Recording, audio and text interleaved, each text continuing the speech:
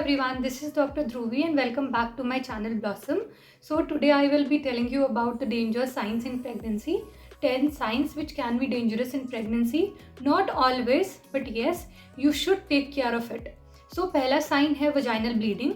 अगर आप किसी भी ट्राइमेस्टर में फर्स्ट, सेकेंड या थर्ड ट्राइमेस्टर में अगर आपको ब्लीडिंग पीवी हो रहा है, मतलब आपके वजाइना से ब्लीडिंग हो रही है, then yes, you should be careful. I'm not saying it is dangerous for all. I have seen few females जिनकी throughout the pregnancy bleeding होती रही है, but that doesn't means कि आप केयर नहीं करेंगे. You should visit your doctor as soon as you see bleeding per vaginum. So what can be reasons in the each trimester? अगर पहले trimester में आपको ब्लीडिंग हो रही है तो ये आपको थ्रेटेंड अबॉर्शन या तो अबॉर्शन हो सकता है. इसके अलावा ये एक्टोपिक प्रेगनेंसी का भी साइन हो सकता है. सेकेंड ट्राइमेस्टर में भी सेम ये अबॉर्शन या एक्टोपिक प्रेगनेंसी का साइन हो सकता है. अगर ये थर्ड ट्राइमेस्टर में हो रहा है then it can signify pre term labour या तो लो प्लेसेंटा या तो प्लेसेंटा प्रीविया जिसमें वजाइना से ब्लीडिंग होती है. So you should not ignore it. The second sign is lower pain abdomen. तो पेन अब्डोमेन के भी अलग अलग रीज़न है हर एक ट्राइमेस्टर में. पहले ट्राइमेस्टर में रीज़न ये हो सकता है कि ये अबॉर्शन हो सकता है एंड सेकेंड ये कि आपको इन्फेक्शन हो गया है, मतलब आपको यूरिनरी ट्रैक्ट इन्फेक्शन हो गया है, उसमें भी लोअर अब्डोमिनल पेन आपको हो सकता है.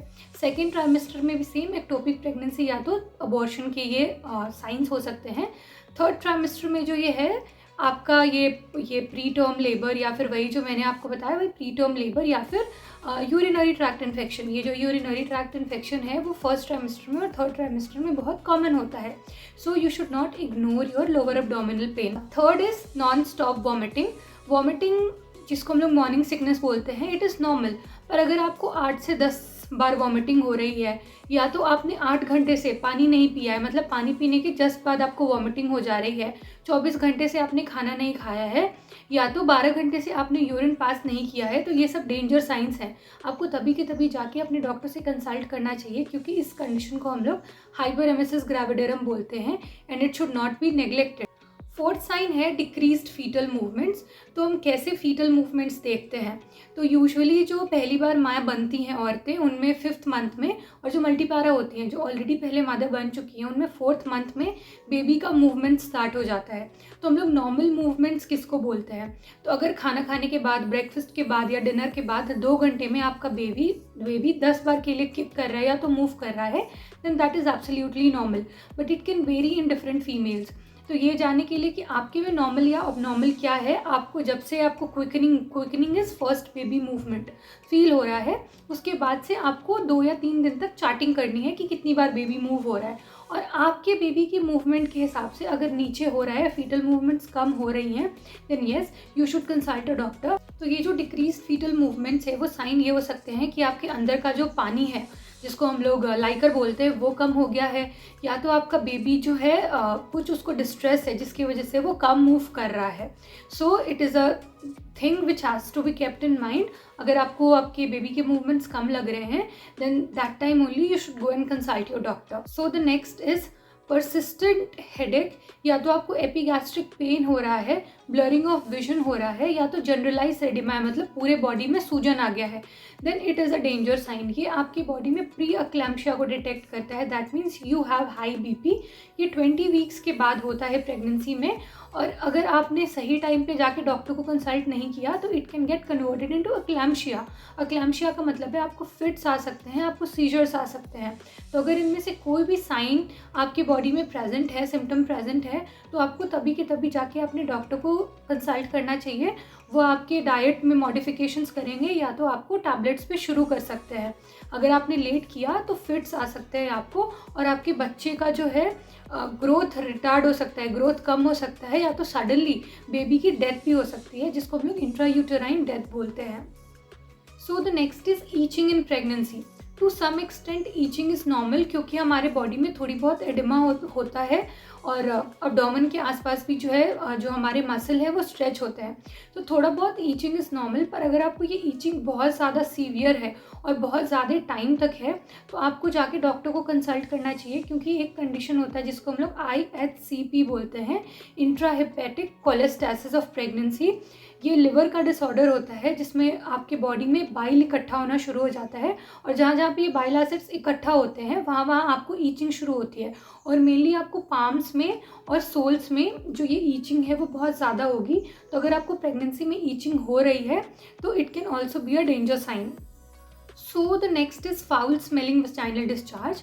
नॉर्मली प्रेगनेंसी के टाइम जो है हमारा वजाइनल डिस्चार्ज बढ़ जाता है, पर अगर ये वजाइनल डिस्चार्ज फाउल स्मेलिंग है या फिर ईचिंग के साथ एसोसिएटेड है, then yes you should go and consult a doctor, क्योंकि ये आपके जो जेनाइटल है उसमें जेनाइटल इन्फेक्शन करा सकता है, जिसकी वजह से आपको प्री टर्म लेबर, आपके टाइम से पहले ही 37 वीक्स के पहले ही आपको लेबर होना शुरू हो जाएगा और प्री मैच्योर बेबी को आप डिलीवर करेंगे, तो ये बेबी के लिए प्रॉब्लमैटिक हो सकता है।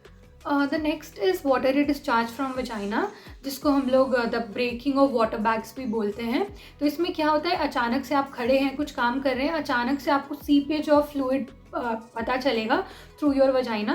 तो ये दो चीज़ हो सकता है, या तो ये हो सकता है कि आपको यूरिनरी इनकॉन्टिनेंस है, मतलब यूरिन जो है वो बिना आपको जाने हुए पास हो गया है, and second it can be due to breakage of water bag. अगर आपको डाउट है तो आप बाथरूम में जाएं, अपना ब्लैडर पूरा एम्प्टी करें, पूरा यूरिनेट करें, उसके बाद भी अगर आपके जेनाइटल एरिया से वाटर डिस्चार्ज हो रहा है, that means your water has broken and you need to go to hospital. Next is fever.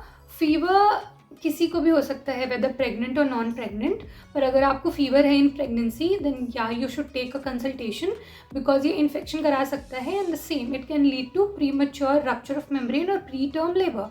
तो फीवर को कम करने के लिए आप पैरासीटामोल ले सकते हैं, पर आइबुप्रोफेन वगैरह ट्राई ना करें because it can be harmful for your baby.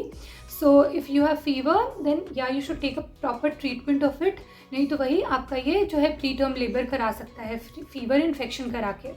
So the next is fast और डिफ़िकल्टी इन ब्रीदिंग। तो ये जो डिफ़िकल्टी इन ब्रीदिंग है it is normal to a slight amount, क्योंकि आपके यूट्रस के बढ़ने की वजह से आपका डायफ्राम थोड़ा ऊपर पुश हो जाता है, विच इज़ अप्रॉक्सीमेटली 4 सेंटीमीटर। तो इसकी वजह से कभी कभी आपको शॉर्टनेस ऑफ ब्रेथ हो सकती है, but it should not be ignored, क्योंकि ये आप में जो है वर्सन एस्थमा या फिर सीवियर हाइपरटेंशन या तो सीवियर अनीमिया या फिर एक रेयर कंडीशन है जिसको हम लोग पल्मोनरी एम्बोलिज्म बोलते हैं, उसके साइंस हो सकते हैं। सो डिफ़िकल्टी इन ब्रीदिंग या फिर fast breathing should not be ignored, you should go and consult your gynaecologist as soon as possible. So these are the few dangerous sign which I wanted to tell you. पर या आपको घबराने की ज़रूरत नहीं है, क्योंकि ये बहुत ही कम फीमेल्स में होती है, and pregnancy is a phase which you should enjoy, not take a tension of it. बस आपको कुछ चीज़ें ध्यान रखनी है जो मैंने आपको अभी बताया। And if you like my video please do like it, share it and subscribe it, and keep watching my channel. Thank you.